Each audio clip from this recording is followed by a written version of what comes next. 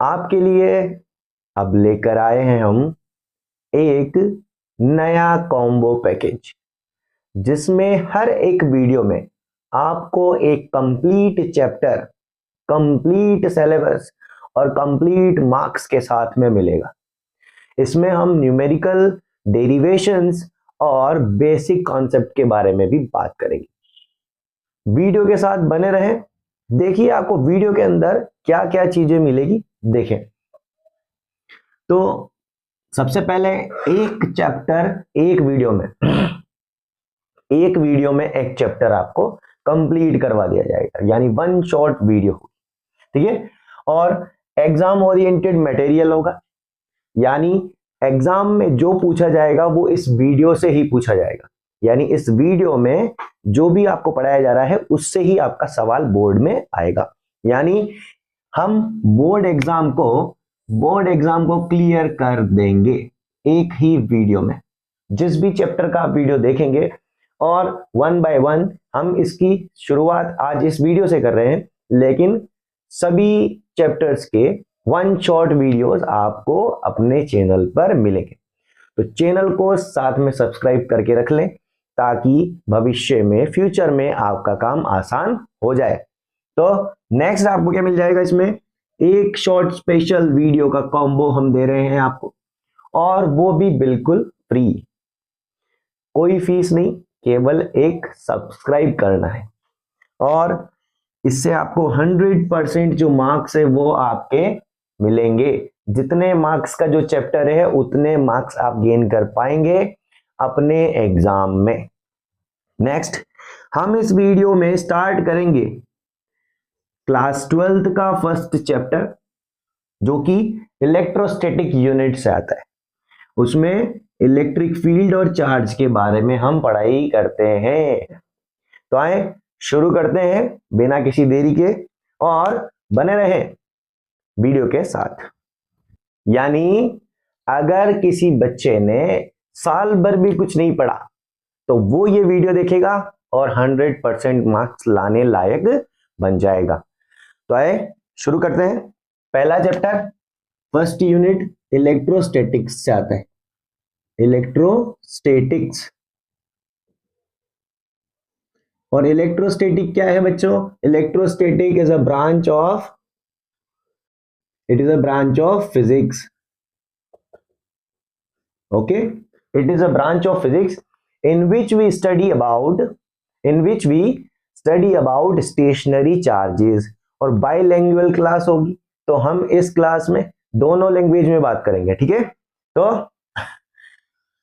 ये क्या है? ब्रांच ऑफ फिजिक्स है ना, जिसमें हम किसके बारे में स्टडी करते हैं, किसके बारे में पढ़ाई करते हैं, किसके बारे में अध्ययन करते हैं? हम अध्ययन करते हैं इसमें स्टेशनरी चार्जेस के बारे में। किसके बारे में? स्टेशनरी चार्जेस, यानी स्थिर आवेशों के बारे में। इसके बारे में स्थिर आवेशों के बारे में इसमें अध्ययन करते हैं, और इन आवेशों के मध्य होने वाली अन्योन्य क्रियाओं के बारे में, यानी उनके बीच में होने वाले इंटरेक्शंस के बारे में भी हम इसमें पढ़ाई करते हैं, ठीक है। इलेक्ट्रोस्टैटिक्स में हमारे पास दो चैप्टर हैं। फर्स्ट चैप्टर हम इसी वीडियो में स्टार्ट कर रहे हैं। वो फर्स्ट चैप्टर है हमारे पास electric field and charge. Electric field and charge, first chapter को हम इस वीडियो में पढ़ेंगे। तो देखें इलेक्ट्रिक फील्ड एंड चार्ज, इसको स्टार्ट करते हैं अपन पहला टॉपिक कि चार्ज क्या होता है, ठीक है। चार्ज एक scalar physical quantity. Charge is a scalar fundamental quantity, यानी ये एक मूलभूत, क्या है? मूलभूत भौतिक राशि या गुणधर्म हम इसको कह सकते हैं। मूलभूत गुणधर्म, यानी चार्ज जो है वो एक फंडामेंटल क्वांटिटी है। फंडामेंटल का मीनिंग आप जानते हैं कि जब भी कोई भी ऑब्जेक्ट या कोई भी पार्टिकल या किसी भी फिजिकल क्वांटिटी को हम फंडामेंटल कहते हैं, तो हम उस पर उंगली नहीं उठा सकते। यानी वो पहले था है और रहेगा। जैसे हमारा देश जिंदाबाद था, है और रहेगा। तो आइए चार्ज के बारे में और बात करते हैं। चार्ज को हम Q से रिप्रेजेंट करते हैं। किससे रिप्रेजेंट करते हैं? Q से रिप्रेजेंट करते हैं, Q से बताते हैं चार्ज को। और चार्ज की जो यूनिट है, वो चार्ज की यूनिट क्या होती है बेटा? चार्ज की यूनिट होती है कूलाम, जो कि एक साइंटिस्ट का नाम है, जिसको हम C से रिप्रेजेंट करते हैं। इंग्लिश में कॉलम्स बोलते हैं अपन, है ना? तो C से इसको आप रिप्रेजेंट करते हैं। ये इसकी कौन सी यूनिट है? SI यूनिट है। कौन सी यूनिट है? SI यूनिट है, ठीक है। और चार्ज की कुछ और यूनिट्स होती है, जैसे कि 1 coulomb is equal to 3 into 10⁹ ESU, विद्युत स्थिर इकाई, ठीक है ना, जो कि 1 कूलाम की वैल्यू होती है। और ये जो वैल्यू अपन ने लिखी है, ये है इसकी CGS यूनिट। कैसी यूनिट है? CGS यूनिट, जिसको अपन स्टेट कूलाम भी कहते हैं। इसको अपन क्या कहते हैं? स्टेट कॉलम्स, स्टेट कूलाम भी कहते हैं, ठीक है। और इसकी और यूनिट्स क्या होती है? जैसे कि 1 EMU, 1 इलेक्ट्रोमैग्नेटिक यूनिट, जिसकी वैल्यू होती है आपके पास 3 इंटू 10⁻10 ESU के इक्वल होती है भैया, ठीक है ना ये। और इसकी यूनिट एब कूलाम, 1 एब कूलाम, 1 एब कूलाम भी होती है। इसी को अपन क्या बोलते हैं? एब कूलाम कहते हैं। बात समझ में आ रही है? आगे देखें कि जो चार्ज है, चार्ज कहाँ मिलता है? चार्ज कहाँ मिलता है हमें? जब हम दो इंसुलेटिंग ऑब्जेक्ट्स यानी नॉन कंडक्टिंग ऑब्जेक्ट्स को एक दूसरे से रब करते हैं, तब उन ऑब्जेक्ट्स में एक फिजिकल क्वांटिटी प्रोड्यूस हो जाती है, जो कि उसमें पहले से प्रेजेंट रहती है, ठीक है ना। तो वो उसको हम कहते हैं चार्ज। उस क्वांटिटी को क्या कहते हैं? चार्ज कहते हैं। अब हमें किसको किसके साथ में रब करना होगा? तो देखो, अगर हम रब करते हैं, उसके लिए अपन ने एक छोटी सी ट्रिक बनाई हुई है। ट्रिक क्या है? B U U और G। यहां पर आ जाएगा A P R। अब हम कहते हैं ना कि बेटा बी पॉजिटिव हमेशा पॉजिटिव रहे, तो B से आपको याद रखना है कि B पॉजिटिव रहना है, ठीक है। और बाकी बचा जो नेगेटिव, ठीक है। क्यों? क्योंकि चार्ज जो है वो कितने टाइप के होते हैं? चार्ज होते हैं बेटा 2 टाइप के। कितने टाइप के? 2 टाइप के। कौन कौन से? एक तो होता है पॉजिटिव चार्ज, और दूसरा कौन सा होता है? Negative charge. एक तो पॉजिटिव और एक नेगेटिव। तो किस पर पॉजिटिव और किस पर नेगेटिव आएगा, उसके लिए अपन ने ये ट्रिक बनाई हुई है। इसमें B4 क्या है? फेदर ऑफ कैट, यानी बिल्ली की खाल। U से ऊन, ठीक है, ऊन यानी वूल, ये भी सेम होगा। G for glass, G for glass हो जाएगा, ठीक है। और यहाँ A फॉर एबोनाइट, बिल्ली की खाल को एबोनाइट के साथ में, और ऊन को किसके साथ में करते हैं? एम्बर के साथ में, रोड ऑफ एम्बर। फिर यहाँ ये ऊन, ये आ जाएगा प्लास्टिक, किसके साथ में करेंगे? प्लास्टिक के साथ में। और आर का मतलब क्या है? रेशम। आर का मतलब क्या है? रेशम यानी सिल्क, सिल्क के साथ में इसको रब करते हैं, इसको ग्लास रोड को। तो जब अपन बिल्ली की खाल को एबोनाइट की रोड के साथ में रब करते हैं, तो बिल्ली की खाल के ऊपर, यानी जो बिल्ली की खाल है उस पर क्या आ जाएगा? पॉजिटिव चार्ज आ जाएगा, और एबोनाइट पर क्या आ जाएगा? नेगेटिव चार्ज आ जाएगा। ऐसे ही ऊन को अगर अपन एम्बर के साथ में रब करेंगे तो क्या आ जाएगा? ऊन पे आ जाएगा पॉजिटिव चार्ज, और एम्बर पर क्या आ जाएगा? नेगेटिव चार्ज आ जाएगा। ऐसे ही ऊन को प्लास्टिक के साथ में रब करेंगे तो प्लास्टिक पर नेगेटिव, ऊन पर पॉजिटिव, ग्लास पर पॉजिटिव, रेशम यानी सिल्क पर नेगेटिव चार्ज आ जाएगा। तो आइए आगे बढ़ते हैं। अब हम बात करेंगे इस चार्ज की प्रॉपर्टीज के बारे में, ठीक है ना। चार्ज क्या होता है वो तो आपको पता चल ही गया, कहां पर मिलता है वो भी पता चल गया, ठीक है ना। अब अगर हम बात करें चार्ज की प्रॉपर्टीज क्या क्या होगी। अब चार्ज मिलता कहाँ है, और मैंने कहा था अभी कि चार्ज पहले से हर एक ऑब्जेक्ट में प्रेजेंट होता है। तो ऐसा कैसे? क्योंकि जब हम बात करते हैं एटम की,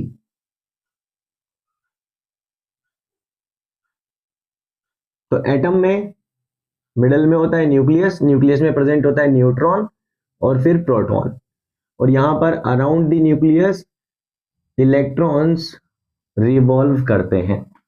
ठीक है, तो देखो प्रोटॉन और इलेक्ट्रॉन, ये एटम जो है वो न्यूट्रॉन, प्रोटॉन और इलेक्ट्रॉन से मिलकर बना हुआ है ना। और प्रोटॉन पर कौन सा चार्ज है? पॉजिटिव चार्ज है। इलेक्ट्रॉन पर कौन सा चार्ज है? नेगेटिव चार्ज है। तो चार्ज, अगर एटम नहीं होगा तो कोई ऑब्जेक्ट ही नहीं होगा, एटम एग्जिस्ट नहीं करेगा तो कोई ये दुनिया एग्जिस्ट नहीं करेगी। इसलिए एटम एग्जिस्ट करता है, यानी चार्ज एटम में प्रेजेंट पहले से है। कौन सा चार्ज है? न्यूक्लियस पर चार्ज होता है पॉजिटिव और इलेक्ट्रॉन पर नेगेटिव चार्ज होता है। समझ रहे हो बात को, है ना। अब अपन बात करते हैं कि इसकी प्रॉपर्टीज क्या है चार्ज की। तो चार्ज जो है एक fundamental quantity, charge is a fundamental quantity, यानी एक मूलभूत गुणधर्म है। और दूसरी बात, चार्ज ऑलवेज कंजर्व्ड रहता है। कंजर्व्ड चार्ज क्या रहता है? हमेशा कंजर्व्ड यानी संरक्षित रहता है। चार्ज हमेशा संरक्षित रहता है। इसके बाद में चार्ज जो है वो क्वांटीकृत होता है। क्या होता है? क्वांटीकृत। क्वांटीकृत का मतलब क्वांटाइज्ड। क्या होता है चार्ज? क्वांटाइज्ड। चार्ज क्वांटाइज्ड रहता है। और चार्ज, अगर चार्ज स्टेशनरी है, चार्ज कैसा है? Stationary. Stationary charge, stationary charge electric field को प्रोड्यूस करता है। दूसरा, मूविंग चार्ज। मूविंग चार्ज वो भी कैसे मूव होना चाहिए? Uniformly. Uniformly uniformly moving charge produces magnetic field. किसको प्रोड्यूस करता है? मैग्नेटिक फील्ड को प्रोड्यूस करता है। ये कौन सी फील्ड को प्रोड्यूस करता है? इलेक्ट्रिक फील्ड को प्रोड्यूस करता है। और अगर कोई चार्ज एक्सेलरेट करता है, accelerating charge, accelerating charge, moving का मतलब होता है गतिमान, यूनिफॉर्म का मतलब होता है एक समान। एक समान चाल से अगर कोई चार्ज गति करता है तो वो मैग्नेटिक फील्ड को प्रोड्यूस करेगा। एक्सेलरेटिंग का मतलब होता है त्वरित गति करने वाला चार्ज। त्वरित गति करता है अगर कोई चार्ज, यानी आवेश, आवेश अगर त्वरित गति करता है तो वो क्या प्रोड्यूस करता है? इलेक्ट्रोमैग्नेटिक वेव या रेडिएशन, यानी विद्युत चुंबकीय तरंगों को प्रोड्यूस करता है। समझ में आ रही है बात? चार्ज क्या होता है? चार्ज फंडामेंटल क्वांटिटी है, यानी मूलभूत गुणधर्म है।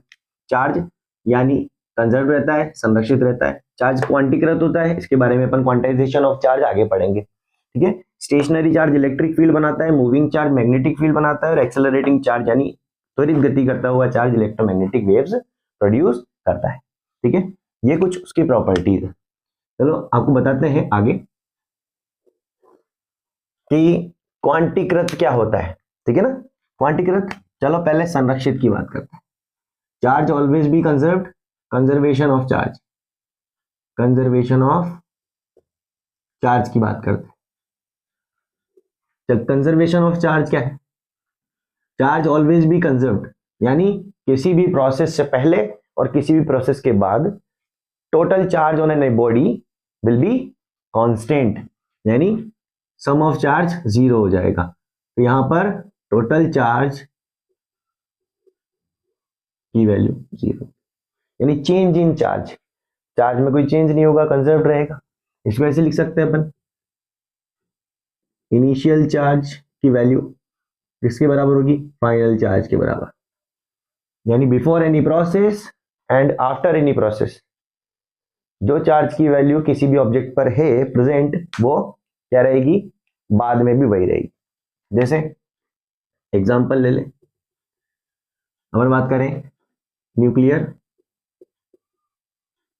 रिएक्शन, एक न्यूक्लियर रिएक्शन है, उसमें यूरेनियम 92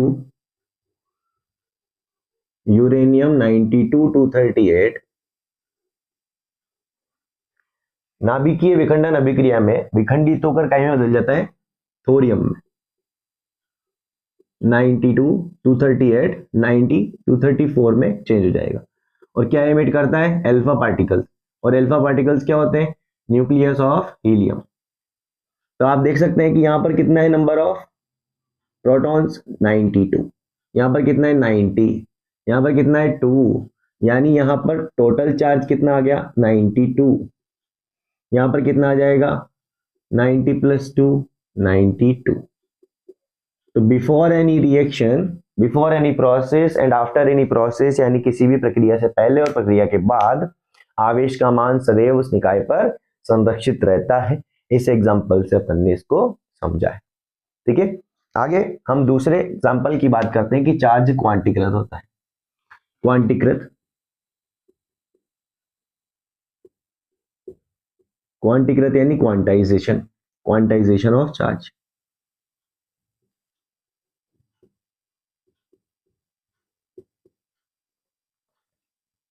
क्वांटाइजेशन ऑफ चार्ज क्या बताता है कि किसी भी निकाय पर, किसी भी बॉडी पर, किसी भी बॉडी पर, किसी भी सिस्टम में the value of total charge will be equal to the integral multiple of charge of electron। यानी इलेक्ट्रॉन का जो एक इलेक्ट्रॉन का चार्ज होता है उसके पूर्ण गुणज के रूप में किसी भी निकाय पर उपस्थित आवेश का मान पाया जाता है। यानी अगर अपन बात करें कि इस बोर्ड पर कितना आवेश होगा, यानी इस बोर्ड पर कितना चार्ज होगा, तो वो चार्ज कितना हो जाएगा, किसी भी बॉडी पर या सिस्टम पर उस चार्ज की वैल्यू, टोटल चार्ज की वैल्यू Q = NE के बराबर होती है। NE का मतलब क्या है, N है यहाँ पर नंबर ऑफ इलेक्ट्रॉन्स और E है चार्ज ऑफ इलेक्ट्रॉन। यानी किसी भी बॉडी पर जो चार्ज की वैल्यू है, आवेश की वैल्यू है, वो इलेक्ट्रॉन के आवेश के पूर्ण गुणज यानी इंटीग्रल मल्टीपल के इक्वल होती है बेटा। ठीक है, तो ये आपको याद रखना है क्वांटाइजेशन के लिए। अपन इस वीडियो में पढ़ रहे हैं बोर्ड के पॉइंट ऑफ व्यू से। बोर्ड के पॉइंट ऑफ व्यू का मीनिंग है कि हम इतना ज्यादा थ्योरेटिकल नहीं पढ़ेंगे, हम जो पॉइंट टू पॉइंट बात करेंगे कि बोर्ड में पूछा क्या जाएगा। जो मैं बोल रहा हूं वो भी आपको समझना है, वो भी आपको याद रखना है, वो भी आपको लिख लेना है अगर आपको लगता है कि आपको लिखना चाहिए, और अगर नहीं तो जो बोर्ड पे मैंने लिखा है उतना इनफ है बोर्ड के एग्जाम के लिए। बात आप समझ सकते हैं। आगे की बात, इलेक्ट्रिक फील्ड, मैग्नेटिक फील्ड और इलेक्ट्रोमैग्नेटिक वेव्स और रेडिएशंस, इसको आपको इसी तरीके से याद रखना होगा। दो बातें मैं आपको यहाँ पर एक्स्ट्रा उनको एक्सप्लेन करके बता चुका हूँ। अब हम चार्ज की बात करें थोड़ा और आगे बढ़ के, तो चार्ज में एक और टॉपिक आता है आपके पास, क्वार्क। क्वार्क्स क्यों, क्वार्क्स क्यों पढ़ना है, क्योंकि क्वार्क्स क्या है, क्वार्क्स से मिलकर बना होता है प्रोटॉन और न्यूट्रॉन। ये प्रोटॉन और न्यूट्रॉन जो कि एटम में आपको दिख रहे हैं, न्यूट्रॉन और प्रोटॉन, ये न्यूट्रॉन और प्रोटॉन किससे मिलकर बने होते हैं, क्वार्क से मिलकर बने होते हैं। न्यूट्रॉन भी किससे मिलकर बना होता है, क्वार्क से, और प्रोटॉन भी किससे मिलकर बना होता है, क्वार्क से। अब कैसे होता है वो बात बताते हैं। तो देखो, न्यूट्रॉन और प्रोटॉन की बात करें तो प्रोटॉन में कितने क्वार्क्स होते हैं, पहले तो क्वार्क्स जो होते हैं वो दो टाइप के होते हैं। एक क्वार्क होता है जिसको कहते हैं अपन अप क्वार्क, और दूसरा होता है डाउन क्वार्क। अप क्वार्क और डाउन क्वार्क। अप क्वार्क जिसके अंदर +2/3 इलेक्ट्रॉन चार्ज प्रेजेंट होता है। डाउन क्वार्क जिसमें -1/3 इलेक्ट्रॉन चार्ज प्रेजेंट होता है। यानी एक इलेक्ट्रॉन पर जितना चार्ज होता है, कितना चार्ज होता है एक इलेक्ट्रॉन पर, एक इलेक्ट्रॉन पर प्रेजेंट इलेक्ट्रॉन पर चार्ज की वैल्यू QE ये हो जाएगी बेटा 1.6 × 10⁻⁻19 कूलम। तो ये चार्ज ऑफ इलेक्ट्रॉन। तो एक इलेक्ट्रॉन पर जितना चार्ज होता है उसका 2/3 पार्ट अप क्वार्क में मिलेगा, और एक इलेक्ट्रॉन पर जितना चार्ज होता है उसका -1/3 इलेक्ट्रॉन चार्ज मिलेगा डाउन क्वार्क। ठीक है, तो देखो, तो न्यूट्रॉन और प्रोटॉन में कितने कितने कौन कौन से क्वार्क्स होते हैं? तो प्रोटॉन के अंदर दो तो आपको मिलेंगे बेटा अप क्वार्क। क्या मिलेंगे? दो तो अप क्वार्क मिलेंगे, और प्लस इसमें क्या मिलेगा? एक डाउन क्वार्क। क्या मिलेगा? एक डाउन क्वार्क।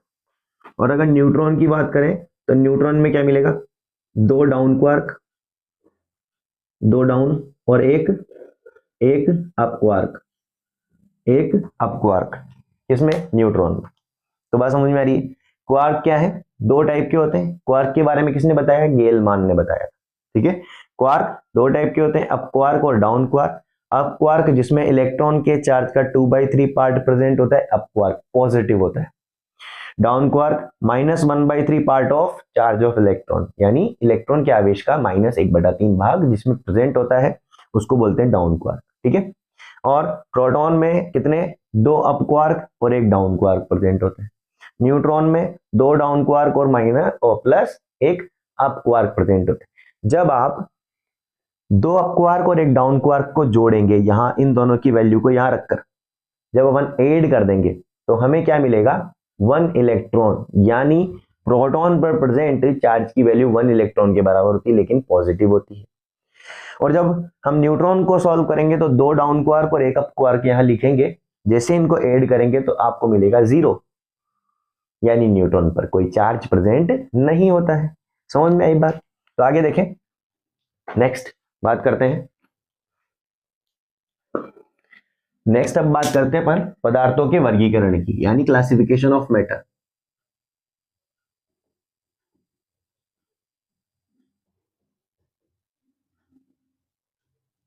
और किस पर बेस्ड होगा ये?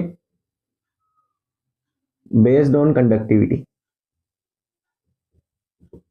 बेस्ड ऑन कंडक्टिविटी, यानी पदार्थों का वर्गीकरण। पदार्थों का वर्गीकरण। और ये किस पर बेस्ड है? बेस्ड ऑन कंडक्टिविटी, यानी चालकता पर बेस्ड है। चालकता पर आधारित। चालकता पर आधारित है। ठीक है, तो हम बात करते हैं कि कितने टाइप के हमारे पास मेटल्स होते हैं। पहला होता है हमारे पास चालक, जिसको हम कंडक्टर कहते हैं। फिर आपको मिलेगा दूसरा इंसुलेटर, यानी कुचालक। तीसरा अर्धचालक। तीसरा अर्धचालक, जिसको अपन कहते हैं सेमी कंडक्टर। क्या कहते हैं? सेमी कंडक्टर कहते हैं। ठीक है, और एक और फोर्थ, जिसको अपन कहते हैं सुपर कंडक्टर। सुपर कंडक्टर, यानी अति चालक पदार्थ। क्या कहेंगे? अति चालक पदार्थ। तो 1 बाय 1 अपन इसको कंसीडर करेंगे, या देखेंगे कि क्या क्या है। तीनों चारों के लिए आपको याद रखना पड़ेगा इनकी कंडक्टिविटी की वैल्यू। कंडक्टिविटी को अपन रिप्रेजेंट करते हैं सिग्मा से। कंडक्टिविटी यानी चालकता को कैसे बताते हैं? सिग्मा से। चालकता का मान होता है यहाँ पर 10⁻² से 10⁻+8 ओम इनवर्स मीटर इनवर्स। ठीक है, चालकता का मान इसके बराबर होता है 10⁻² से 10⁻8 ओम इनवर्स मीटर इनवर्स के बराबर। इसकी चालकता की बात करें तो होती है 10⁻11 से 10⁻19 ओम इनवर्स मीटर इनवर्स। और अगर अर्धचालक की बात करें बेटाओ, तो अर्धचालक होती है चालक और कुचालक के बीच की, जो कि लगभग 10⁻+5 से 10⁻−6 ओम इनवर्स मीटर इनवर्स पाई जाती है।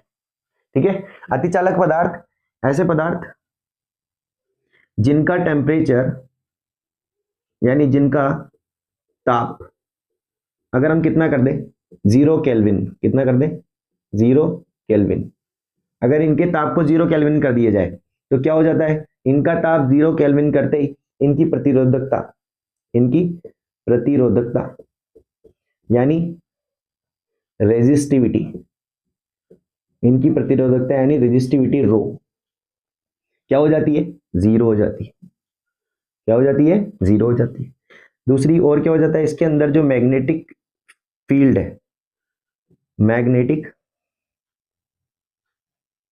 मैग्नेटिक फील्ड यानी चुंबकीय क्षेत्र, चुंबकीय क्षेत्र का मान भी क्या मिल जाएगा, 0। जब अब इसका टेम्परेचर क्या कर देंगे, 0 केल्विन, 0 केल्विन यानी -273 डिग्री सेल्सियस। अगर हम इतना कम टेम्परेचर किसी मेटल तक कर देते हैं तो उस पर ये क्या होता है, रेजिस्टिविटी की वैल्यू 0 हो जाती है, मैग्नेटिक फील्ड की 0 हो जाती है, उसको बोलते हैं अपन सुपर कंडक्टर। और सुपर कंडक्टर यानी इनकी कंडक्टिविटी की वैल्यू नाम से पता चल रहा है कितनी होनी चाहिए, इनफाइनाइट। क्यों होनी चाहिए, आगे अपन रिलेशन वैसे 3rd चैप्टर में, लेकिन आपने 10th क्लास में पढ़ा है कि conductivity is equal to the resistivity के इनवर्स के। तो रेजिस्टिविटी की वैल्यू अगर 0 कर देंगे यहाँ तो 1/0 इनफाइनाइट होता है, तो हमें इसकी वैल्यू कितनी मिलेगी, इनफाइनाइट। कंडक्टिविटी फुल कितनी चाहिए, ले लो, सब है इसके पास। और ये जो मैग्नेटिक फील्ड का 0 होना है इसको अपन बोलते हैं मैसनर इफेक्ट, मैसनर प्रभाव। क्या बोलते हैं, मैसनर प्रभाव कहते हैं। पॉइंट टू पॉइंट अपन बात कर रहे हैं, जो आपसे एग्जाम में पूछा जाएगा वही बात कर रहे हैं, उसके अलावा कुछ भी दूसरी बात नहीं करेंगे। मैसनर इफेक्ट कहते हैं। अगर इसकी ससेप्टिबिलिटी की बात करें,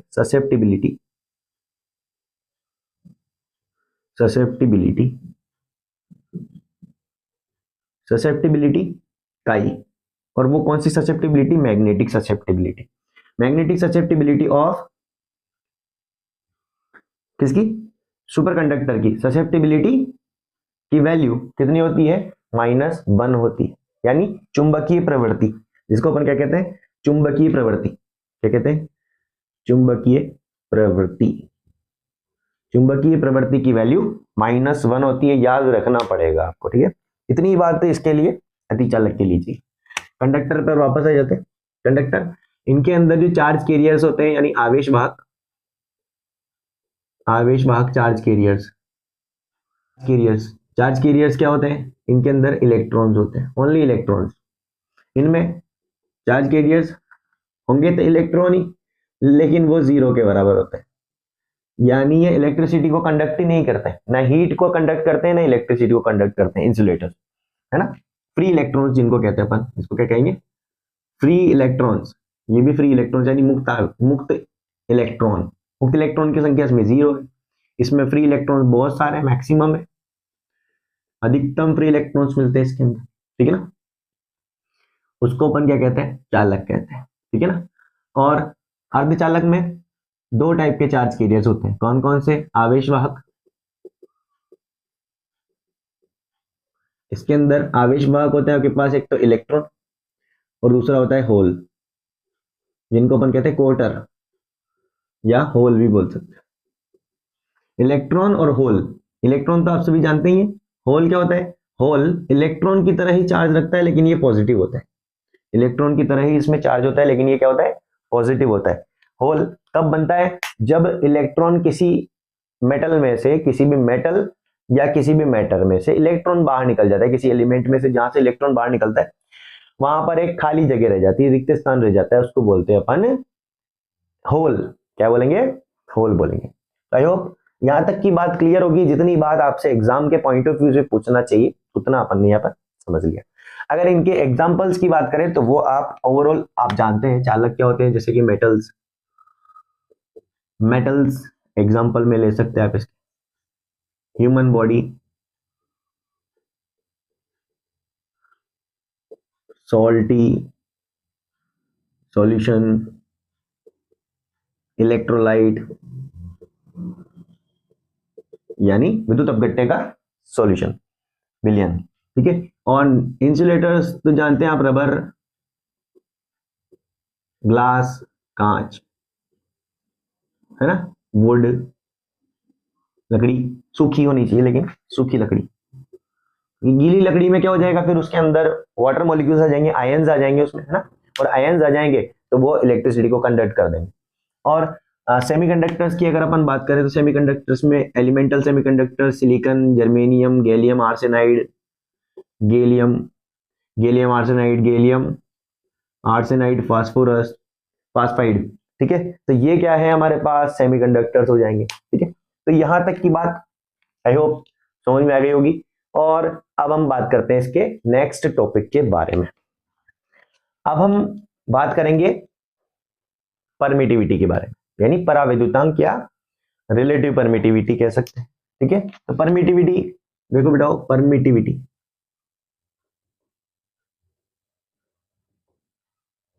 परावैद्युतांक, परमिटिविटी परावैद्युतांक। परावैद्युतांक क्या होता है? किसी भी माध्यम की विद्युतशीलता, यानी माध्यम के अंदर किस तरीके से करंट फ्लो हो सकता है किसी भी मीडियम में, उसको बताने वाली प्रॉपर्टी क्या है? परावैद्युतांक।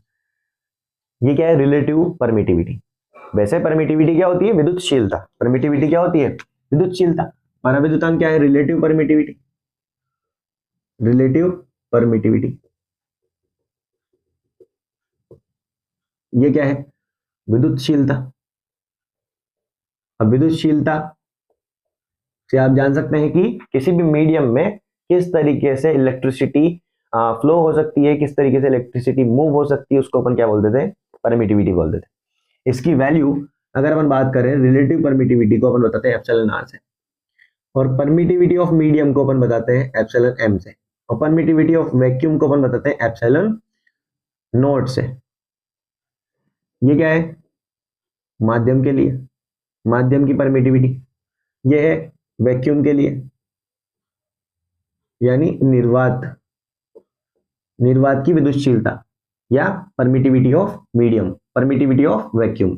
और ये क्या है? Relative permittivity.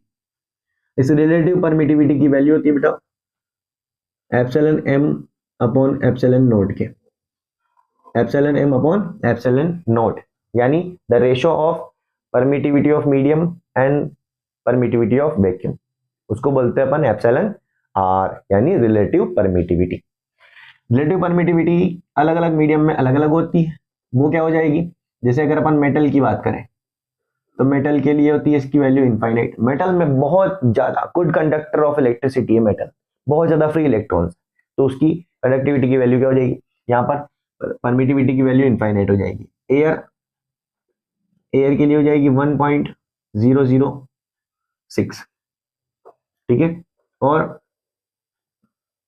अगर अपन बात करें वैक्स की, मोम की, तो मोम की होती है 2 से 2.5 तक। डिस्टिल्ड वाटर यानी आसूत जल, आसूत जल की हो जाएगी हमारे पास बेटा 80। कितनी हो जाएगी? 80 हो जाएगी। और निर्वात की, निर्वात तो सबसे इंपॉर्टेंट है। निर्वात यानी वैक्यूम, वैक्यूम की हो जाएगी 1। ठीक है, तो ये है हमारे पास परमिटिविटी, शॉर्ट एंड स्वीट, यही चीज आपको याद रखनी है। आगे नेक्स्ट, इसी के साथ देखो एक और जिसको अपन कहते हैं एडिटिविटी,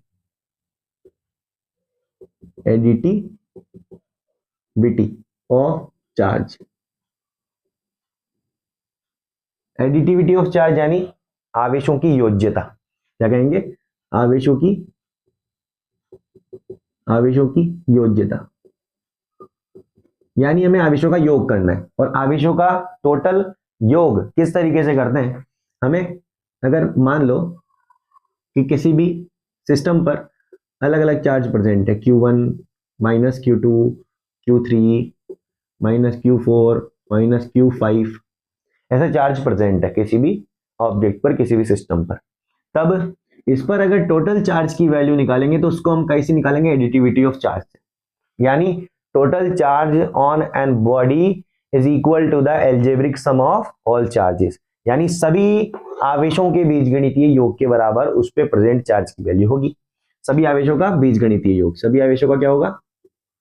सभी आवेशों का बीज गणितीय योग करना है, एल्जेब्रिक सम, ठीक है। तो अगर इस पे प्रेजेंट चार्जेस का सम करेंगे तो कितना हो जाएगा बेटा? Q is equal to Q1 minus Q2। Add कर रहे हैं, लेकिन एल्जेब्रिक सम का मीनिंग यही होता है कि आपको साइन के साथ में उसको ऐड करना पड़ेगा। तो Q1 minus Q2 plus Q3 minus Q4 minus Q5, इसको बोलेंगे अपन एडिटिविटी ऑफ चार्ज। ठीक है, जैसे अगर अपन बात करें इसके एग्जाम्पल की, तो सोडियम में 11 इलेक्ट्रॉन्स और 11 ही प्रोटॉन्स होते हैं। तो टोटल चार्ज की वैल्यू अगर अपन बात करें तो टोटल चार्ज कितना हो जाएगा, 11 इलेक्ट्रॉन जो कि नेगेटिव होते हैं और 11 प्रोटॉन, तो ये हो जाएगा आपके पास 0। यानी किसी भी न्यूट्रल एलिमेंट पर टोटल चार्ज की वैल्यू 0 होती है, किसी भी न्यूट्रल एलिमेंट पर टोटल चार्ज की वैल्यू 0 होती। कैसे होती है, उसमें जितने इलेक्ट्रॉन और जितने प्रोटॉन बराबर बराबर होते हैं तो उनका सम क्या हो जाता है, 0 हो जाता है। तो एडिटिविटी ऑफ चार्ज के बारे में अपन ये बात कर रहे हैं। नेक्स्ट अपन बात करते हैं इसमें कूलम्ब्स लॉ के बारे में, ठीक है।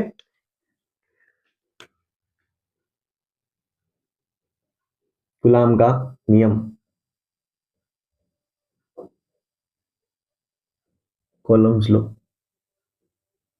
कूलम्ब ने क्या बताया, कूलम्ब ने कहा कि दो चार्जेस के बीच में लगने वाला इलेक्ट्रोस्टैटिक फोर्स यानी इलेक्ट्रिक फोर्स जिसको हम कहते हैं, दो चार्जेस के बीच में लगने वाला इलेक्ट्रिक फोर्स उन दोनों चार्जेस के, मान लो हमारे पास एक चार्ज है Q1 और दूसरा चार्ज है Q2 और ये दोनों r डिस्टेंस पर प्रेजेंट है। अब Q1 और Q2 r डिस्टेंस पर प्रेजेंट है, तो इन दोनों के बीच में लगने वाला जो इलेक्ट्रिक फोर्स है, विद्युत बल है, उस बल का मान किसने बताया, कूलम्ब ने। कहा कि उन दोनों के बीच में लगने वाला विद्युत बल आकर्षण या प्रतिकर्षण प्रकृति का हो सकता है, क्योंकि दो आवेश पॉजिटिव और पॉजिटिव, अगर दो पॉजिटिव चार्ज है तो इन दोनों के बीच में क्या होता है, प्रतिकर्षण। क्या होता है, प्रतिकर्षण। और दो नेगेटिव है तो इनके बीच में भी क्या होगा, प्रतिकर्षण। लेकिन अगर एक पॉजिटिव और एक नेगेटिव हो तो इनके बीच में क्या हो जाएगा, आकर्षण। क्या हो जाएगा, आकर्षण हो जाएगा। ठीक है ना, ये बात आप जानते हैं। तो अपन बात कर रहे हैं कि दोनों चार्जेस के बीच में लगने वाला जो इलेक्ट्रिक फोर्स है वो डायरेक्टली प्रोपोर्शनल होता है उन दोनों के मैग्नीट्यूड्स के प्रोडक्ट के, यानी उन दोनों आवेशों के परिमाणों के गुणनफल के समानुपाती होता है और उन दोनों आवेशों के बीच की दूरी के वर्ग के व्युत्क्रमानुपाती होता है। समझ में आ रही बात। जब अपन इन दोनों इक्वेशंस को साथ में रखते हैं तो लिखते हैं F directly proportional Q1 Q2 upon R square, और जब प्रोपोर्शनलिटी मार्क को रिमूव करते हैं तो लगाते हैं proportionality constant K Q1 Q2 upon R square. समझ में आ रही है बात। ये आपके पास कूलम्ब्स लॉ का जो फॉर्मूला है इलेक्ट्रिक फोर्स, उसका फॉर्मूला आपको मिल जाता है। अगर हम इसको वेक्टर रिप्रेजेंट करना चाहें तो F vector is equal to हो जाएगा K Q1 Q2 upon R square multiply R cap. जब अपन R केप यहां पर यूज करते हैं तो इसको अपन वेक्टर फॉर्मेशन ऑफ क्या बोलते हैं, Coulomb's law, vector formation of Coulomb's law कहते हैं। अब अगर अपन बात करें तो K क्या है, यहां पर K कूलम्ब्स कांस्टेंट, K क्या है, कूलम्ब्स कांस्टेंट, और K की वैल्यू क्या है, 1/4 पाई एप्सिलॉन नॉट K की वैल्यू होती है, या K की वैल्यू होती है 9 × 10⁹ न्यूटन मीटर स्क्वायर पर कूलम्ब स्क्वायर। ठीक है, याद रखनी है डायरेक्ट आपको। और एप्सिलॉन नॉट जो कि निर्वात की क्या है, निर्वात की विद्युतशीलता, निर्वात की विद्युतशीलता का मान यानी परमिटिविटी ऑफ वैक्यूम, इसकी वैल्यू होती है 8.85 मल्टीप्लाई 10⁻⁻12 कूलम्ब स्क्वायर। इसका इनवर्स हो जाएगा न्यूटन इंटू मीटर स्क्वायर। तो आपको दोनों में से केवल एक की वैल्यू तो दोनों की याद रखनी है, लेकिन यूनिट याद रखने के लिए क्या करना है मैं बता देता हूं आपको कि न्यूटन मीटर स्क्वायर पर कूलम्ब स्क्वायर जो कि K की यूनिट है ये याद रख लेंगे। इसको याद रख के जब इसकी वैल्यू लिखेंगे तो इसकी यूनिट जो है वो इसका इनवर्स करना है। ठीक है, तो इनवर्स कर देंगे। ठीक है, बस इतना ही आपको कूलम्ब्स लॉ के बारे में यहाँ जानना है। अब हम बात करेंगे आगे इलेक्ट्रिक फील्ड लाइंस की। ये चार्ज जो है वो कौन सी फील्ड प्रोड्यूस करता है, इलेक्ट्रिक फील्ड प्रोड्यूस करता है। तो आए इलेक्ट्रिक फील्ड के बारे में जानते हैं पहले। ठीक है, देखो इलेक्ट्रिक फील्ड यानी विद्युत क्षेत्र, जो आवेश है वो कौन सा क्षेत्र प्रोड्यूस करता है, विद्युत क्षेत्र प्रोड्यूस करता है ना। तो आवेश विद्युत क्षेत्र प्रोड्यूस करता है ना, किसी भी चार्ज के अराउंड प्रेजेंट वो एरिया जिसमें अगर हम किसी दूसरे चार्ज को लेकर जाते हैं तो ये चार्ज इसके फील्ड में जाएगा, तो ये क्या एक्सपीरियंस करेगा, एक फोर्स एक्सपीरियंस करेगा। क्या एक्सपीरियंस करेगा? फोर्स एक्सपीरियंस करेगा। वो फील्ड कहलाएगी इलेक्ट्रिक फील्ड। यानी when a charge takes to a field of another charge, then it feels a force, then it experience a force। वो क्या करता है? फोर्स को एक्सपीरियंस करता है। यानी किसी भी आवेश के चारों ओर स्थित वह क्षेत्र जिसमें किसी अन्य आवेश को ले जाने पर वह चार्ज विद्युत बल का अनुभव करता है, उसे हम क्या कहते हैं? विद्युत क्षेत्र कहते हैं। क्या कहते हैं? विद्युत क्षेत्र कहते हैं। ठीक है। और विद्युत क्षेत्र को हम किससे रिप्रेजेंट करते हैं? उसको बताते हैं अपन इलेक्ट्रिक फील्ड लाइंस से। किससे बताते हैं? विद्युत क्षेत्र रेखाओं से। अगर आपसे पूछे कि विद्युत क्षेत्र रेखाएं क्या है, तो वह काल्पनिक वक्र जिन पर एकांक धनावेश चलता है। यानी किसी भी फील्ड को रिप्रेजेंट करने के लिए हम कुछ काल्पनिक रेखाओं को यूज करते हैं। काल्पनिक रेखाओं को यूज करते हैं, उनको बोलते हैं अपन इलेक्ट्रिक फील्ड लाइंस। ऐसी फील्ड लाइंस, ऐसी काल्पनिक रेखाएं किसी आवेश के चारों तरफ स्थित वह रेखाएं, विद्युत क्षेत्र में स्थित वह रेखाएं जिनके ऊपर काल्पनिक रूप से धनावेश गति करता है, धनावेश चलता है, उसको बोलते हैं अपन विद्युत क्षेत्र रेखाएं। देखो, विद्युत क्षेत्र रेखाओं की अलग अलग विशेषताएं होती है। यानी धनात्मक आवेश से विद्युत क्षेत्र रेखाएं बाहर की ओर जाती है। धनात्मक आवेश से विद्युत क्षेत्र रेखाएं बाहर की ओर निकलती है और अनंत तक जाती है। ऐसे ही अगर हम बात करें ऋणात्मक आवेश के लिए, तो नेगेटिव चार्ज के लिए अनंत से विद्युत क्षेत्र रेखाएं ऋणात्मक चार्ज पर, यानी किस पर मिलेगी आपको? नेगेटिव चार्ज पर आती हुई मिलती है। और अगर हम दो चार्ज पॉजिटिव और नेगेटिव पास पास रख दें तो इलेक्ट्रिक फील्ड लाइंस कहाँ जाएगी? इलेक्ट्रिक फील्ड लाइंस जाएगी पॉजिटिव टू नेगेटिव। यानी पॉजिटिव से शुरू होकर इलेक्ट्रिक फील्ड लाइंस पॉजिटिव से शुरू होकर कहाँ जाती है? नेगेटिव पर खत्म हो जाती है। अगर दो चार्जेस जो कि सेम है, जिनका नेचर सेम है, तो उनके बीच में प्रेजेंट एक पॉइंट, उसको अपन बोलते हैं न्यूट्रल पॉइंट। क्या बोलते हैं? Neutral point.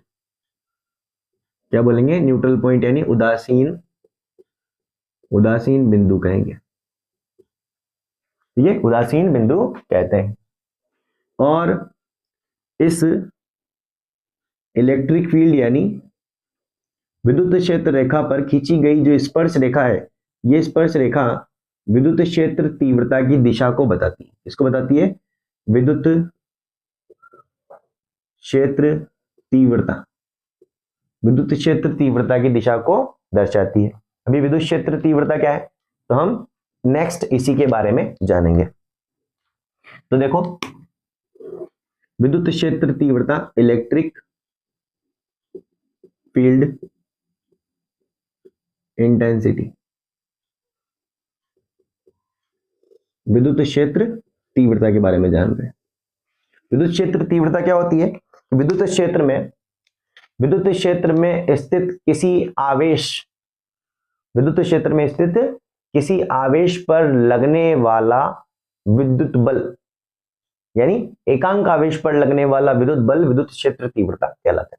अगर कोई आवेश विद्युत क्षेत्र में स्थित है, अब ये जो आवेश है इसको अपन बोलेंगे परीक्षण आवेश, या इसको बोल सकते हैं अपन एकांक आवेश। एकांक यानी यूनिट चार्ज।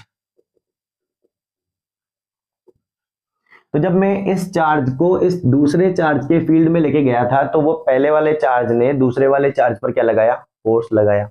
उसको अपन कूलम्ब्स लॉ से निकालते हैं। तो ये इस चार्ज पर, इस यूनिट चार्ज पर कितना फोर्स लगाता है, उसको अपन इलेक्ट्रिक फील्ड इंटेंसिटी से बताते हैं। यानी इसको अगर डिफाइन करना चाहे तो क्या है ये? Force on per unit charge, यानी एकांक आवेश पर लगने वाला, एकांक आवेश पर लगने वाला बल। ठीक है, तो इसको कैसे लिखते हैं अपन, ई से, E vector is equal to F vector upon Q naught. एकांक आवेश पर लगने वाला बल विद्युत क्षेत्र तीव्रता कहलाता है। इसकी यूनिट आपको याद रखनी होगी। फोर्स की यूनिट होती है न्यूटन और चार्ज की यूनिट कूलाम, तो न्यूटन पर कूलाम हो सकती है।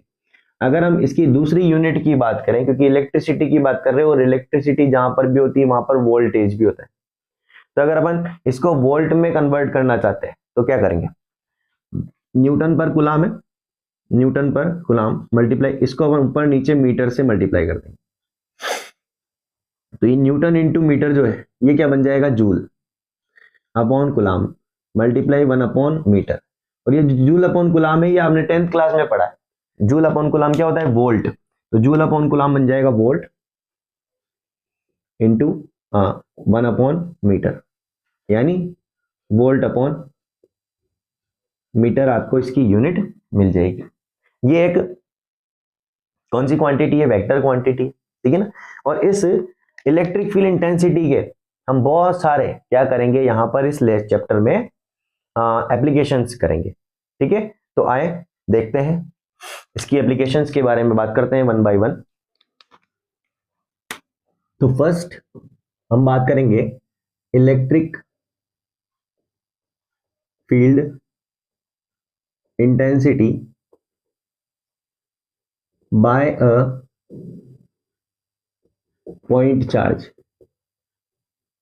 Electric field intensity by a point charge, इस टॉपिक की हम बात कर रहे हैं। तो यहां देखें कि अगर हमारे पास एक चार्ज है, पॉइंट चार्ज, ये रहा, हमने यहाँ एक चार्ज रखा है प्लस क्यू चार्ज, और उससे हमें किसी एक डिस्टेंस आर पर एक पॉइंट है पी, ठीक है, इस क्यू चार्ज से आर डिस्टेंस पर प्रेजेंट एक पॉइंट पी पर हमें क्या निकालना है, इस पी पॉइंट पर इलेक्ट्रिक फील्ड इंटेंसिटी की वैल्यू फाइंड करनी है। हम क्या करेंगे, एक दूसरा चार्ज जो कि कहां पर प्रेजेंट है, इनफाइनाइट पर, उसको यहां ले आएंगे। ठीक है, इस क्यू नॉट चार्ज को अपन यहां पर लेके आते हैं। तो इस क्यू नॉट चार्ज पर ये plus Q charge force apply करेगा। वो कितना फोर्स होगा, उसको बोलेंगे अपन K Q Q naught upon R square. कितना चार्ज इस पर लगाएगा फोर्स, वो हो जाएगा K Q one, sorry K Q Q naught upon R square. ठीक है, और इसको अपन बोल देंगे इक्वेशन नंबर 1। अभी हमने जाना था, वी नो दैट, हम जानते हैं कि E इज इक्वल टू होता है बेटा एफ अपॉन क्यू नॉट। अभी अभी सीखा है अपन ने कि E is equal to F upon Q not.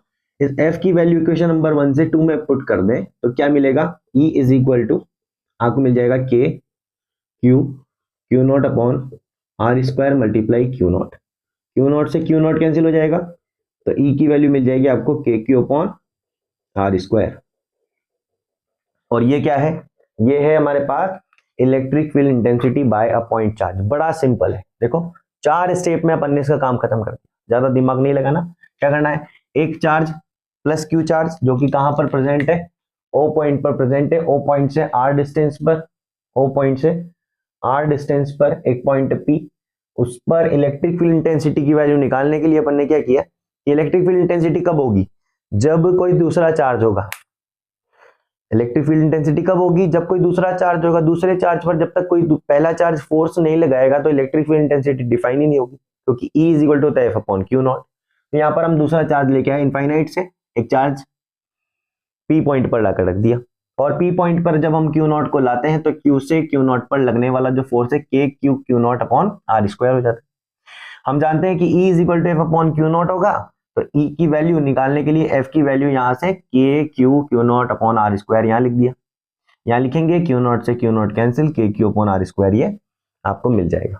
समझ में आई बात, ये इसका मैग्नीट्यूड है। अगर हमें इसका वेक्टर फॉर्म लिखना हो तो वेक्टर फॉर्म हो जाएगा E vector is equal to K Q upon R square multiply R के, क्योंकि इलेक्ट्रिक फील्ड इंटेंसिटी क्या है, एक वेक्टर क्वांटिटी है। समझ में आई बात। और इनके बीच में ग्राफ, ई व आर के मध्य, ई और आर के बीच में ग्राफ अगर बनाएंगे तो वो ऐसा ग्राफ मिल जाएगा आपको, ई और आर के बीच में ग्राफ, क्योंकि ई इनवर्सली प्रोपोर्शनल है आर स्क्वायर के, E is inversely proportional to R, इसलिए अपन इसका इनवर्सली वाला ग्राफ ऐसे बना देंगे। इसको अपन क्या कहते हैं, अति परवलयाकार ग्राफ बोल देंगे, ठीक है ना, अति परवलयाकार, अति परवलय यानी हाइपरबोलिक। बात समझ में आई। अब हम बात करेंगे इसकी दूसरी एप्लीकेशन की, लेकिन उस दूसरी एप्लीकेशन से पहले अगर आपने चैनल को सब्सक्राइब नहीं किया है तो आप चैनल को सब्सक्राइब करें और अपने दोस्तों के साथ शेयर करें अगर आप अभी तक यहाँ पर हैं तो। देखते हैं अगला टॉपिक जो कि आपके पास इलेक्ट्रिक डाइपोल। इलेक्ट्रिक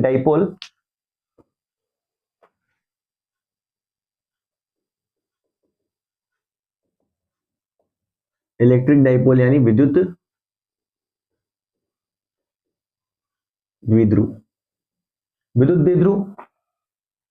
द्विध्रुव जब दो विपरीत प्रकृति के आवेश एक अल्प दूरी पर स्थित होते हैं, when two charges of different nature are located at a short distance, short distance पर प्रेजेंट होते हैं, तो उस निकाय को, ऐसे सिस्टम को हम बोलते हैं विद्युत द्विध्रुव यानी इलेक्ट्रिक डाइपोल। तो आए देखो, इलेक्ट्रिक डाइपोल क्या होगा कि एक charge of different nature and equal magnitude, और वो कहां पर प्रेजेंट होंगे, स्मॉल डिस्टेंस पर, स्मॉल डिस्टेंस पर प्रेजेंट होंगे, तो उसको अपन क्या बोलेंगे, विद्युत द्विध्रुव कहेंगे। आपने अभी पढ़ा था इलेक्ट्रिक फील्ड इंटेंसिटी, इस इलेक्ट्रिक फील्ड इंटेंसिटी का फॉर्मूला था F अपॉन क्यू नॉट। इसकी अगर आपसे दिशा यानी डायरेक्शन पूछेंगे, अगर दिशा पूछेंगे तो वो होती है पॉजिटिव टू नेगेटिव, क्या होती है, पॉजिटिव टू नेगेटिव। लेकिन जो डाइपोल है उसकी डायरेक्शन क्या होती है, नेगेटिव टू पॉजिटिव। डाइपोल को अपन रिप्रेजेंट करते हैं पी से, डाइपोल को कैसे रिप्रेजेंट करते हैं, पी से। तो इसकी जो डायरेक्शन है, डायरेक्शन ऑफ पी, पी की दिशा वो होती है आपके पास नेगेटिव टू पॉजिटिव। पी के लिए, पी क्या है, ये तो डाइपोल है, पी है हमारे पास इलेक्ट्रिक डाइपोल मूवमेंट यानी विद्युत द्विध्रुव आघूर्ण, क्या है, विद्युत द्विध्रुव आघूर्ण। विद्युत द्विध्रुव आघूर्ण विद्युत द्विध्रुव की एक प्रॉपर्टी है। क्या है वो, कि विद्युत द्विध्रुव आघूर्ण का मान बराबर होता है P बराबर दोनों आवेशों में से एक आवेश का परिमाण, यानी दोनों चार्जेस में से एक चार्ज का मैग्नीट्यूड और उन दोनों के बीच की डिस्टेंस का प्रोडक्ट, ये हो जाता है हमारे पास विद्युत द्विध्रुव। इसको हम P is equal to 2a भी लिखते हैं, जहां पर ये डिस्टेंस d की जगह क्या मानते हैं अपन, 2a, ठीक है, 2a डिस्टेंस, यानी d को हमने क्या लिख दिया यहाँ पर, 2a लिख दिया। इसकी यूनिट ये होती है हमारे पास कूलम इंटू मीटर, और ये की वेक्टर क्वांटिटी है। यही सब चीजें आपको एग्जाम के पॉइंट ऑफ व्यू से याद रखनी है, ठीक है। तो ये है हमारे पास इलेक्ट्रिक डाइपोल, यानी ऐसा सिस्टम जिसके अंदर दो charges of different nature and same magnitude, equal magnitude के दो चार्जेस एक शॉर्ट डिस्टेंस में प्रेजेंट होते हैं, उसको इलेक्ट्रिक डाइपोल कहते हैं, विद्युत द्विध्रुव कहते हैं।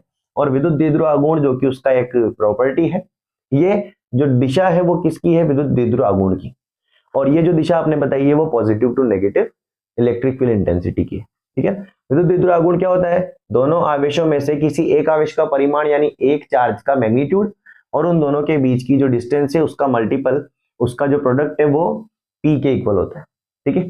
P एक वेक्टर क्वांटिटी है, ये बात आपको याद रखनी है। इसकी यूनिट कूलम इंटू मीटर होती है। डायरेक्शन इज मस्ट, डायरेक्शन बहुत इंपॉर्टेंट है, डायरेक्शन आगे हमें एप्लीकेशन करने में काम में आएगी, ठीक है ना। मुझे लगता है कि ये वीडियो और ज्यादा लंबी हो जाएगी, इसलिए हम इसको यहीं पर एंड करते हैं। मिलते हैं इसके नेक्स्ट पार्ट में, तब तक के लिए धन्यवाद और चैनल को सब्सक्राइब करना ना भूलें। राधे राधे।